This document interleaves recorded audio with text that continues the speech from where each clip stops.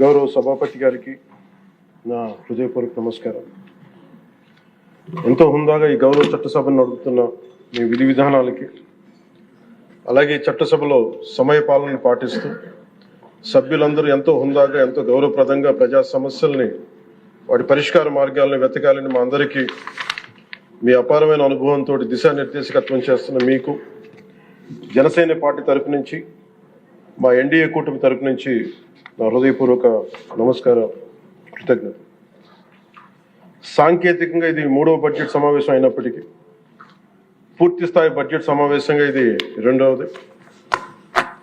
5 కోట్ల పైచిలుకు ప్రజలు ఆశల్ని, ఆకాంక్షల్ని ముందుకు తీసుకువెళ్తూ వారి కష్టాలకి, కన్నీళ్ళకి పరిష్కార మార్గాలను వెతకడానికి 164 మంది సభ్యులున్న ఎన్డీఏ కూటమిని తన అపారమైన 4 దశాబ్దాల రాజకీయ పాలనానుభవంతో రాష్ట్ర విభజన సమయం నుంచి గత ప్రభుత్వ అవినీతి, అరాచక పాలన వల్ల వచ్చిన వారసత్వ సమస్యలన్నింటినీ పరిష్కరిస్తూ సంక్షేమంతో పాటు ఆంధ్రప్రదేశ్ అభివృద్ధి పదం వైపు నడిపిస్తున్న గౌరవ ముఖ్యమంత్రి శ్రీ నారా చంద్రబాబు నాయుడు గారికి నా హృదయపూర్వక నమస్కారం. మంత్రివర్గ సహచరులకి, తోటి శాసనసభ్యులకి నమస్కరిస్తాం.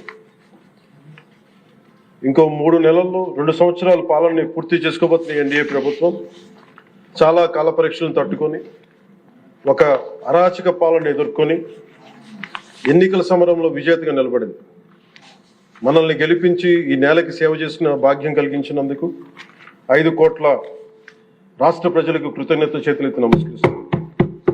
రాష్ట్ర ప్రజలకి అండగా నిలబడుతున్న టీడీపీ, బీజేపీ, జనసేన పార్టీల నాయకులకి, కార్యకర్తలకు కూడా నా నమస్కరిస్తున్నాను. నీలో సాహసం ఉంటే దేశం అంధకారంలో ఉంటుందా అని కవి శేషేంద్ర గారు రాసిన వాక్యానికి నిలువెత్తు ప్రతిరూపం భారతదేశ గౌరవ ప్రధానమంత్రి శ్రీ నరేంద్ర మోదీ గారు. వారు అందిస్తున్న సహకారానికి ఎన్డీఏ కూటమి తరఫున, ఆంధ్రప్రదేశ్ రాష్ట్ర ప్రజల తరఫున నా హృదయపూర్వక ధన్యవాదాలు తెలియజేస్తున్నాను. ఆంధ్రప్రదేశ్ రాష్ట్ర ప్రథమ పౌరులు, రాజ్యాంగ సంరక్షకులు, రాజ్యాధినేత justice, former supreme court justice S Abdul Nazeer గారు చేసిన బడ్జెట్ ప్రసంగం చాలా ప్రేరణించింది. ఆంధ్ర రాష్ట్ర భవిష్యత్తుకు బలమైన పునాదులు వేస్తుంది. వికసిత్ భారత్లో భాగంగా వికసిత్ ఆంధ్రప్రదేశ్ లక్ష్యంగా సాగారు.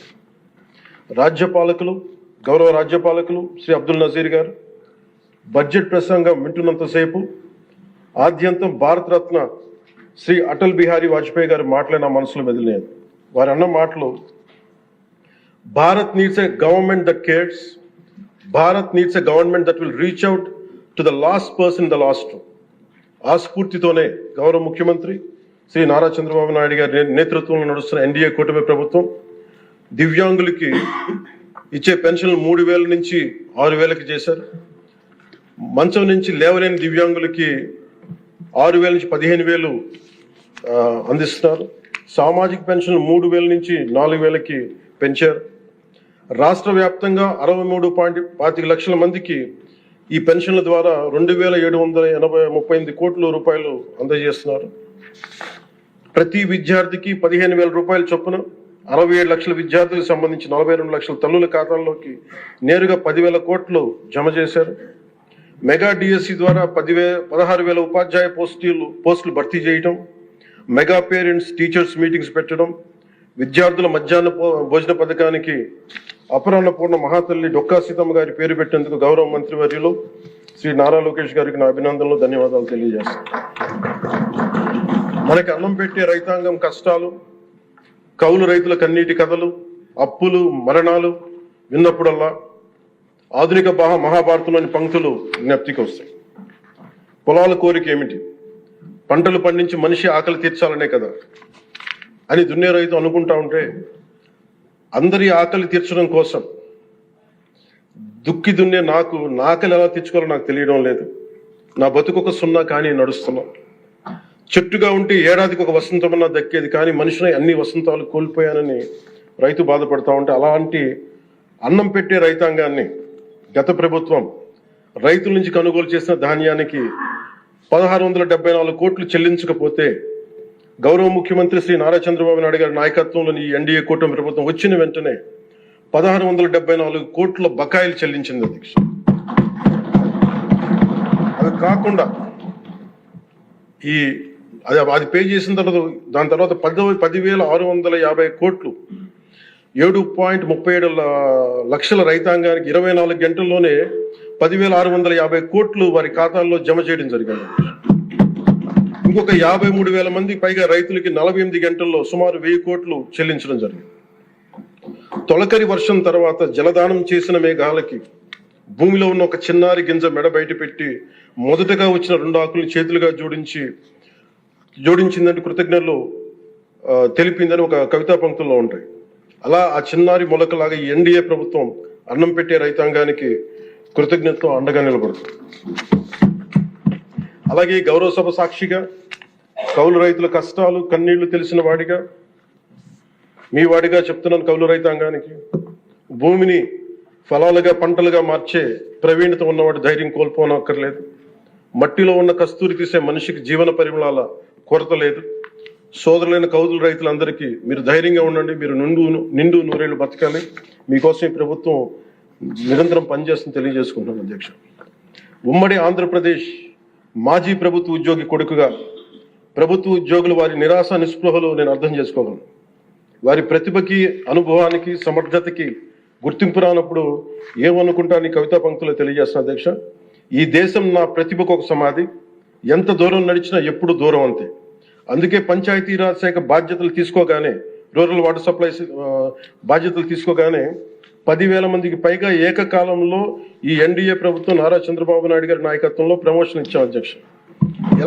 అది కూడా ఎలాంటి సిఫార్సులు లేకుండా 77 మందికి తొలిసారి జిల్లా పరిషత్ సీఈఓలుగా ప్రమోషన్లు ఇచ్చాం. సంస్కరణలో భాగంగా 77 DDO కార్యాలయాలు ప్రారంభించాం. దీనికి అండగా నిలబడ్డ గౌరవ ముఖ్యమంత్రి గారికి నా హృదయపూర్వక ధన్యవాదాలు తెలియజేస్తున్నాను. ఒక దేశాభివృద్ధికి ఆయువు పట్టు రహదారు లేని చోట అభివృద్ధి శూన్యం. అభివృద్ధికి మూలమైనది రహదారులతో పాటు విద్యుత్, తాగునీరు, విద్య, వైద్యం, డ్రైన్స్ అండ్ శానిటేషన్. దాదాపు 2 ఏళ్ల పాలనలో ప్రపంచ కప్ గెలిచిన visually challenged women cricket team captain Deepika మొదలుకొని మొన్న పోలీస్ జాబ్స్ లెటర్స్ ఇస్తున్నప్పుడు ఉద్యోగంలో వచ్చిన యువ కానిస్టేబుల్ కానీ, ఉదయగిరి నియోజకవర్గంలో స్కూల్ పిల్లలు కానీ, ఇలా ఎందరో ఒకటే అడిగారు అధ్యక్ష. మాకు కనీసం నడవడానికి, మా స్కూల్కి వెళ్ళడానికి, మా ఊర్లు వెళ్ళడానికి, మాకు రిలేటెడ్ ఊర్లు వెళ్ళడానికి రోడ్లు వేయండి అని నిండు గర్భిణీలు కూడా ప్రాణాలు అరచేతులు పట్టుకుని కొండలు గుట్టలు దాటుకునే పరిస్థితుల్లో జాతీయ ఉపాధి హామీ పథకం కింద PM జన్మన్ రాష్ట్ర ప్రభుత్వ నిధులతోటి అడవి తల్లి బాట పేరిట 625 గిరిజన గ్రామాలను అనుసంధానిస్తూ 1,005 కోట్లతోటి 1,069 కిలోమీటర్ల రహదారుల నిర్మాణం చేపట్టాం. దాంట్లో దాదాపు సగం పైగా రోడ్ల నిర్మాణం పూర్తి చేశాం. కొన్ని రోడ్లు గంటల వ్యవధిలో కూడా మంజూరు చేశాం అధ్యక్ష. అలాగే మారుమూల ప్రాంత ప్రజలు, గిరిజన ప్రాంత ప్రజలు గొంతిమ కోరికలు కోరలేదు అధ్యక్ష.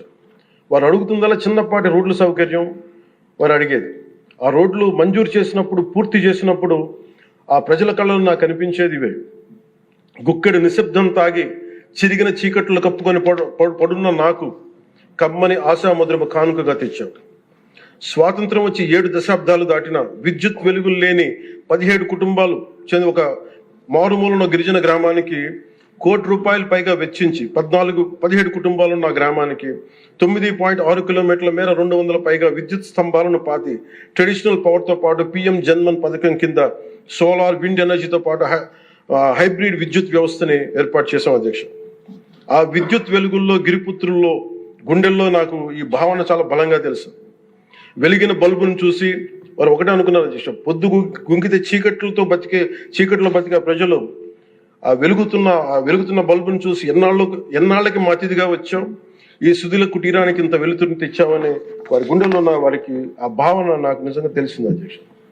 గౌరవ ప్రధాని శ్రీ నరేంద్ర మోదీ గారు వ్యక్తిగతంగా జల్ జీవన్ మిషన్ చాలా ఇష్టపడి ఎంతో బడ్జెట్ దాదాపు 191,011 కోట్లు ఆయన 1924 మధ్యలో ఈ జల్ జీవన్ మిషన్ కి బడ్జెట్ నిచ్చి ఈ దేశ సగటు పౌరుడికి కనీసం సరాసరి 55 లీటర్ల రక్షిత మంచినీరు అందించాలని లక్ష్యంగా ముందుకు వస్తే గత ప్రభుత్వం కేంద్రం నుంచి 27,000 కోట్లు కేంద్ర ప్రభుత్వం ఆమోదం తెలిపితే ఖర్చు పెట్టిన వాళ్ళు దాదాపు కేవలం 4,000 కోట్ల అధ్యక్షుడు. అందులో కేంద్రం వాటా 2,000 కోట్లు.